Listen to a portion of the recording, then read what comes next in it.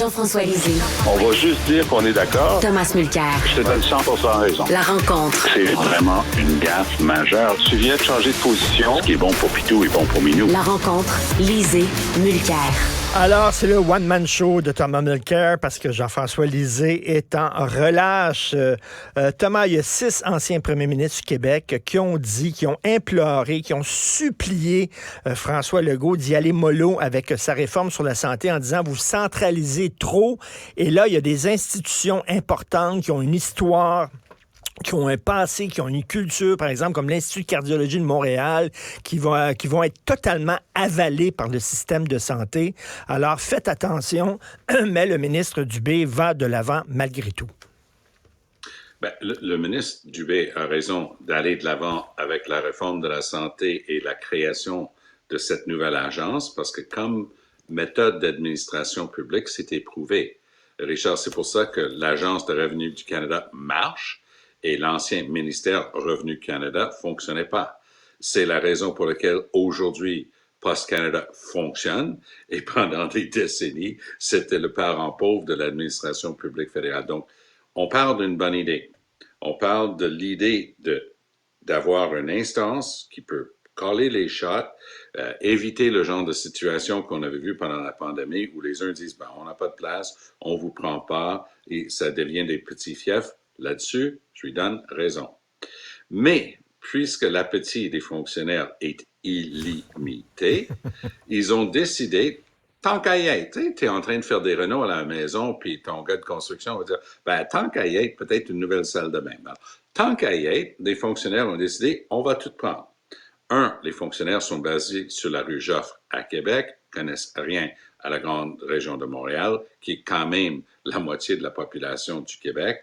Et ça va être une catastrophe si Legault et Dubé n'écoutent pas sur le fait qu'il faut préserver, surtout pour les choses au plus haut niveau, Institut de cardiologie. On peut penser, les universités, les hôpitaux universitaires vont avoir un deal légèrement séparé, mais pense aux hôpitaux qui ne sont pas dans ce deal-là, qui ont leur propre système pour aller chercher des fonds pour faire de la recherche. Je pense, par exemple, à l'hôpital général juif. C'est un bon exemple, mais un exemple parmi tant d'autres.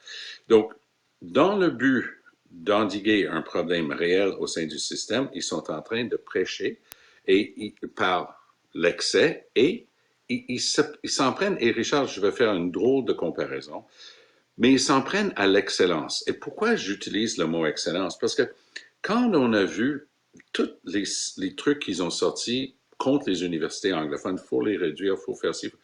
Excuse-moi, là, si tu as déjà regardé la liste de cette année-là, l'Université McGill, ça amène énormément de richesses, d'expertise, de compétences à Montréal et au Québec. Et tu es en train de t'attaquer à ça. Pourquoi? Et ce qui est intéressant, vu que c'était compliqué, ça a pris à peu près 2 semaines pour que tout le monde fasse l'analyse des chiffres, ce que le gouvernement racontait. Puis encore un bon papier dans le journal La Presse aujourd'hui par Vincent Brousseau-Pouliot. Il dit, c'est un paquet de bullshit ce que Legault a raconté. Donc, je pense que la nouvelle devise de la CAQ, c'est pourquoi prôner l'excellence? La médiocrité a bien meilleur goût. Écoute, il y a des gens qui se posent des questions en disant ces 6 anciens premiers ministres-là, c'est des gens qui frayent avec du monde de pouvoir, qui siègent sur des conseils d'administration, de grands instituts, etc. Ils sont-ils en train de protéger leur chum? Parce que la réforme, on dit on va se débarrasser des conseils d'administration de ces grands organismes-là, on va les avaler totalement dans la machine. Et là, bon, eux autres sortent en disant touchez pas conseil d'administration. C'est-tu parce qu'ils fréquentent ces gens-là puis ils protègent leurs chums qui ont des gros postes dans ces instituts-là? Je ne sais pas qui seraient les chums. Parce que la plupart de ces gens-là travaillent au sein de ces instances-là, puis leurs différentes, les instituts de recherche, les fondations, et ainsi de suite, c'est du bénévolat. Et il faut jamais laisser un bon geste impuni, je crois, au Québec, parce que on commence à détecter que vu que les gens se connaissent et ils siègent, ça doit être une sorte de conspiration, tout ça, contre Legault. C'est pour pleurer de bêtises de faire ces liens-là. Je te souhaite pas pour des raisons graves, mais si tu as l'occasion d'aller dans l'hôpital Sainte-Justine, revu, corrigé, reconstruit avec une nouvelle aile vraiment top en Amérique du Nord, tu remarquerais que le nom de ces mêmes familles se retrouve là pour le nommer la famille Desjardins. Des mécènes ont donné énormément. Donc, il y a des gens qui disent « Ah, et c'est le grand moment Family Prix. Ah ah! » Il y a des gens de tel bureau d'avocat, puis ah! Ils siègent ensemble, puis ils se connaissent par tel truc. Donc, ça doit être une conspiration contre Legault. Allô? Est-ce que ça peut être des gens qui disent que le Québec et Montréal, si on veut, Richard, si on veut garder la personne qui va finir premier en médecine cette année, à l'Université de Sherbrooke, à Laval, à l'Université de Montréal ou à McGill, va se faire offrir 10 fois plus pour aller à Austin, au Texas, ou à Los Angeles, ou à Philadelphie, parce que ça vaut ça, un premier de classe en médecine dans tel ou tel domaine de spécialité. Si on n'a pas la capacité de retenir cette expertise-là, ça va être du grand caquisme mur à mur, c'est-à-dire de la médiocrité. Les meilleurs vont sacrer leur camp. Alors, il faut avoir une vision de ça, mais Legault, on dirait que depuis qu'il a reçu son coup de poing du Parti québécois dans Jean Talon, il appuie sur tous les boutons, il dit non à tout le monde, il s'entête et il signe. Écoute, pour les réformes du système de santé, on dirait que c'est un catch-22. Damn if you do, damn if you don't, comme on dit en anglais. Regarde bien ça, Tom. Si tu centralises trop, t'enlèves une souplesse et une marge de manœuvre aux hôpitaux en bas, aux organismes en bas qui ne peuvent pas réagir aussi rapidement. Mais si tu décentralises trop, alors en haut, lorsqu'ils prennent une décision, eh bien en bas, ça ne suit pas parce que c'est trop décentralisé. On dirait qu'un ou l'autre, il y a des problèmes. C'est une... Je te donne en plus sur ta mémoire de fin d'année, Richard, parce que c'est un parfait résumé en termes d'administration publique du conundrum, du problème de base dont on est en train de parler. Mais regardons le réflexe de Legault. Lui, c'est un ancien ministre de l'Éducation et un ancien ministre de la Santé. OK. Il arrive, premier ministre, bon mandat, majorité. On lui dit, boss, des fois, là, on dit, faites telle affaire dans le domaine de l'éducation, puis on a ces choses-là qui s'appellent des commissions scolaires qui sont là, puis ils nous disent, non, tu ne tiens pas compte de notre réalité locale, régionale, et ainsi de suite. On ne peut pas le faire comme les fonctionnaires à Québec viennent de décider. Solution de François Legault? Facile. J'élimine les commissions scolaires. Résultat, aujourd'hui, les écoles physiques, là, les bâtiments d'école sont dans le pire état jamais. Il y a une décrépitude, désuétude.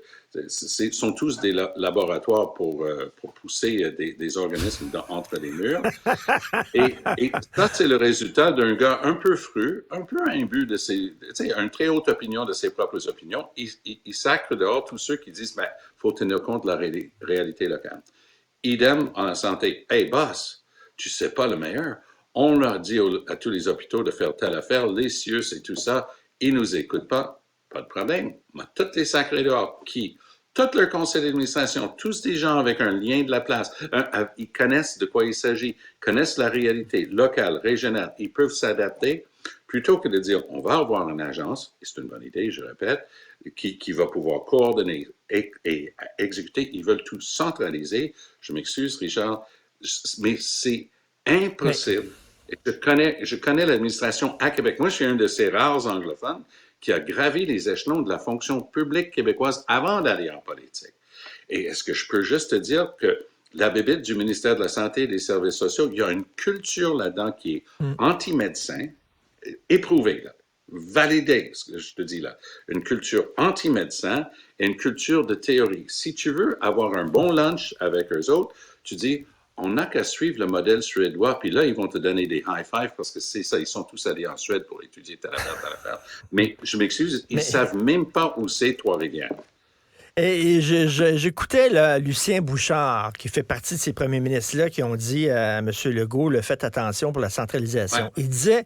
Il disait, par exemple, il prenait l'exemple de l'Institut de cardiologie de Montréal. Il dit, ça fait une centaine d'années que ça existe. Il y a des gens qui ont un attachement émotif envers cet institut-là, qui donnent régulièrement de l'argent. Il y a une historique, il y a une culture, il y a un passé, il y a un attachement. Puis là, c'est pas vrai que c'est une patente à gosse comme une autre. C'est une institution dont il faut respecter la spécificité, la culture, etc. Puis dites-vous, là, vous prenez ça, puis ça va... Il dit, ça va devenir maintenant une case dans votre organigramme. Puis ça vient de finir. Il a complètement raison, et j'ajouterais à tes deux termes, spécificité, culture, et excellence. Parce que Richard, à défaut d'avoir des aimants, des centres d'excellence pour attirer et retenir nos meilleurs, ils vont être recrutés. Histoire vraie. J'ai un bon ami dont le fils a des bonnes chances de jouer professionnel du hockey. Il a une blessure. Ça peut changer toutes ses chances d'avancer. Mon ami a les moyens de le faire. Il regarde qui est la meilleure personne en Amérique du Nord. C'est un médecin à Denver, au Colorado. Ils prennent l'avion, regardent combien ça va coûter et vont à Denver.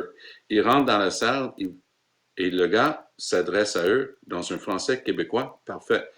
Il se redresse, il dit, c'est quoi l'idée? Il dit, ben, ici, ma vie est autrement meilleure. J'ai une clinique, j'ai de la recherche, je peux avancer. Puis oui, j'ai été bien accueilli quand j'ai gradué à l'Université de Montréal, mais je suis ici depuis plusieurs années, puis je ne changerai pas ça pour tout le reste du monde. C'est pas mauvais que les gens puissent changer et que nous, on puisse attirer les meilleurs d'ailleurs aussi. Mais avec la fermeture d'esprit de Legault, ces ornières, il est en train de dire, nous, on ne veut pas les meilleurs dans les universités des autres provinces qui viennent ici, on n'en veut pas. Et là, il dit, je ne veux pas de l'excellence, je veux de la médiocrité imposée par les bureaucrates à Québec. Mais c'est de ça qu'il s'agit dans ce cas-ci. C'est-tu les hauts fonctionnaires qui décident? On dirait qu'eux autres, oui. là, les bras croisés en disant, regarde, Dubé s'énerve, puis tout ça, là, Dubé, là, dans quelques années, il ne sera plus là, puis nous autres, on va encore être là. Ah, que tu as raison. Ça, c'est pour ça qu'on appelle les fonctionnaires le gouvernement permanent. Mais ces idées-là, ces trucs préfaits qui sont sur une étagère, ils attendent juste le ministre qui est dans une situation, puis à la sortie de la crise, de la pandémie, tout ça, il y avait un engouement. Qu'est-ce que vous avez sur vos tablettes qui pourrait faire ça? Boss! On a déjà pensé à ça. On est allé voir en Suède et en Finlande. C'est un double tour. Et voici ce qu'on a préparé. Je ne sais pas si tu te souviens, mais dans la foulée de la perte du référendum de 95, monsieur s'en va, Parizeau s'en va, Lucien Bouchard prend le contrôle, deuxième mandat. C'est quoi notre idée? Parce qu'ils avaient un peu mis sur la tablette, justement, la souveraineté. Qu'est-ce qu'on fait? Ils sont allés voir dans les différents ministères. Hey, aux affaires municipales, boss, garde ça. On a tout pensé à ça. On est allé dans d'autres pays. On va fusionner les municipalités. Ah oui, tu vas faire ça. Ben, c'est tout pensé. Vous n'avez même pas besoin de vous battre avec ça. Alors, Louise Arel s'en va avec ça, fait tomber toutes sortes de meubles partout, commence des guéguerres entre. Vous ne tenez pas compte, vous ne comprenez rien. C'était les mêmes styles de fonctionnaires basés à Québec qui dictaient pour plein de régions qui n'avaient rien à voir. Donc, ça prend juste un ministre assez ouvert et assez le dos contre le mur par son premier ministre et une situation comme une pandémie pour dire « j'ai besoin de quelque chose de gros » et les fonctionnaires sont toujours là pour rendre service, tout bouleverser et ça va être la énième réforme ratée au cours des 40 dernières années au Québec. Et Tom, à 9h20, autour de 9h20, je reçois Gaétan Barrette et lui doit rire dans sa barbe parce que, tu sais, on l'a accusé de trop vouloir centraliser. Et là, c'est exactement ce que François Legault est en train de faire. Il doit rigoler, lui. Oui, puis tu peux quand même taquiner mon ami Gaétan, parce que lui et moi, on est en couple les vendredis, on fait l'émission, le bilan depuis un bon bout de temps ensemble le vendredi. Mais comme François Legault, Gaétan Barrette s'est découvert un petit élan Che Guevara. Je sais pas si tu sais, mais tous les deux sont des socialistes tendus, des rouges de chez Rouge, parce qu'eux, ils sont en train de railler contre les élites, tu comprends? Les élites qui refusent tout changement dans leurs prérogatives et leurs privilèges. Alors, j'ai bien hâte d'entendre ce que tu vas faire avec Gaétan là-dessus. Dis-lui que lui et camarade Legault sont sur la même page. Oui. Et écoute, en terminant, tiens, profite du fait que Jean-François n'est pas là pour dire tout le mal que tu penses de la réforme de Pascal Derry. Écoute, ce que je trouve intéressant est la nouvelle 24 heures, 7 jours par semaine déteste le détail, déteste les choses compliquées. Parce qu'il faut que tu les pitches, c'est comme, tu sais, des communications, mais très peu de chances d'aller creuser. Et au début, on avait des voix de différents horizons Emmanuel Latraverse a écrit un excellent papier là-dessus très tôt. Chantal Hébert, qui est tout sauf opposé à la réalité québécoise. Paul Wells, un Canadien anglais qui travaille beaucoup quand même, qui comprend le Québec plus qu'un bon nombre, ont regardé ça. Ça n'a aucun bon sens. Mais voilà, s'ajoutent des voix comme Michel Cauget ou, comme je mentionnais tantôt, Vincent Brousseau-Pouliot. Le papier de Brousseau-Pouliot a l'avantage, le gars, il plonge dans les détails. Et il décortique et il dit, c'est un paquet de BS, ce que Legault est en train de raconter. Mais qu'est-ce qu'il y avait en arrière de ça? Legault, même sorte de choses. Legault en train de capoter parce qu'il s'est fait donner une raclée dans Jean Talon.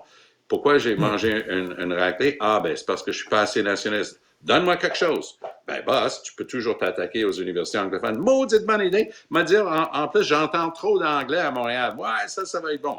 Il pitch ça, c'est mal ficelé. Je pense beaucoup de bien de l'individu qui est Pascal Derry, mais je pense beaucoup de mal de la ministre qui est Pascal Derry, parce que quand je lui ai parlé de ça, puis on a eu une bonne longue conversation, elle était incapable de justifier mais ses Tom, je me fais, là, je vais jouer le rôle de Jean-François Lisée pendant quelques secondes, mais est-ce que c'est pas normal qu'on dise on va arrêter de financer à rabais les études des gens des autres provinces qui viennent ici, qui profitent de notre générosité, puis qui retournent chez eux après ça? Il me semble que c'est normal qu'on leur demande de payer leur juste part. Lire le papier de Brousseau-Pouliot, parce qu'il dit, on semble avoir oublié qu'il y a des milliers et des milliers et des milliers de Québécois qui s'en vont étudier dans les autres provinces et qui bénéficient d'un deal là-bas aussi. Alors, s'il y avait une rampe de sortie pour Legault là-dedans, parce que je veux te dire, Richard, ils ont l'air encore plus fous que d'habitude avec celui-là. Crois-le ou non, même si l'éducation est 100% provinciale comme responsabilité, je pense que c'est une excellente occasion d'inventer un deal où le fédéral dit, pour les dizaines de milliers de Québécois qui étudient en dehors, puis les dizaines de milliers de Canadiens qui viennent au Québec, on va faire une sorte de deal, puis on va compenser, puis on va s'assurer que vu que les universités francophones n'ont pas leur quote-part des étudiants étrangers, puis une partie de ça, c'est la faute du fédéral, pour de vrai, parce qu'ils refusaient les visas pour les étudiants francophones d'Afrique, notamment. Donc, si on met tout ça sur la table, on peut trouver une élégante solution où on prône l'excellence et on laisse justement les meilleurs étudiants voyager, se connaître, venir s'installer. Richard, j'ai pas besoin de te poser la question. Je sais que comme moi, je connais plein de gens qui sont venus d'ailleurs, ont pris goût au Québec, ont appris leur français et sont restés. Et il y en a une que tu connais bien et qui est à CJD maintenant, Natasha Hall. Et elle parle aujourd'hui un français impeccable, mais c'est un modèle pour moi du genre de personne qu'on est capable d'attirer, qui ajoute et qui contribue beaucoup à la société québécoise. Arrêtons d'être fermés d'esprit. Ça, c'est le tort numéro 1 du gouvernement de la CAQ. Alors, ce que tu dis, c'est que jusqu'à preuve du contraire, le Québec n'est pas un pays. C'est encore une province au sein du Canada. Puis au sein du Canada, les gens ont le droit de se promener d'une province à l'autre, finalement. Et c'est aussi bien parce que j'enseigne encore, depuis que j'ai quitté la politique il y a plus de 5 ans, j'enseigne à l'Université de Montréal. Puis je suis ravi de l'intérêt du calibre des gens qu'on accueille de Belgique, de France, bien entendu, de Suisse, des pays francophones d'Afrique et d'ailleurs.